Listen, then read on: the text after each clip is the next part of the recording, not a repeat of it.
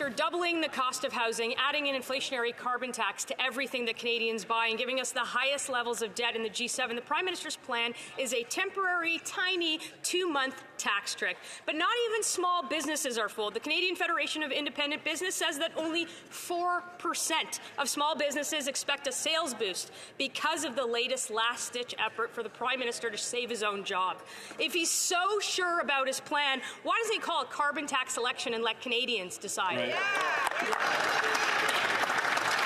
The Honourable Parliamentary Secretary. With respect, the member ought to look at what the Retail Council of Canada has said on the matter, what Restaurants Canada has said on the matter as well, Mr. Speaker. Small business owners in my community across the country will benefit as a result of this tax cut. It's exactly what it is, a tax cut for workers, a tax cut for families. What's also surprising, Mr. Speaker, and I just heard the name, they talked about Aaron O'Toole. That's exactly right. He put this initiative on the table in the summer of 21. We're supporting it now. You know who else supported it? The Leader of the Opposition, Mr. Speaker. He reposted a tweet from Aaron O'Toole at that time, but doesn't want to support it now, Mr. Speaker.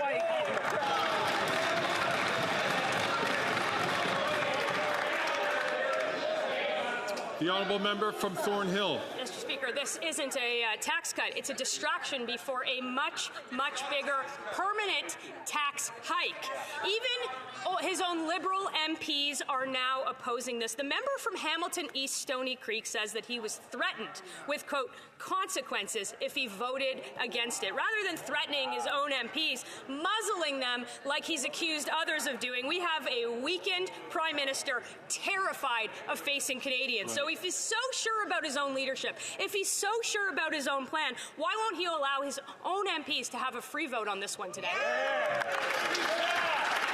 The Honourable Parliamentary Secretary to the Minister of Housing, Infrastructure and Communities. Workers going for groceries, Mr. Speaker, who want to eat out, who want to buy gifts during Christmas, Mr. Speaker. That's who's on our mind, Mr. Speaker. Families who want to buy diapers for their kids, who want to buy kids' clothes. That young family who's excited about a new child coming into the family, Mr. Speaker.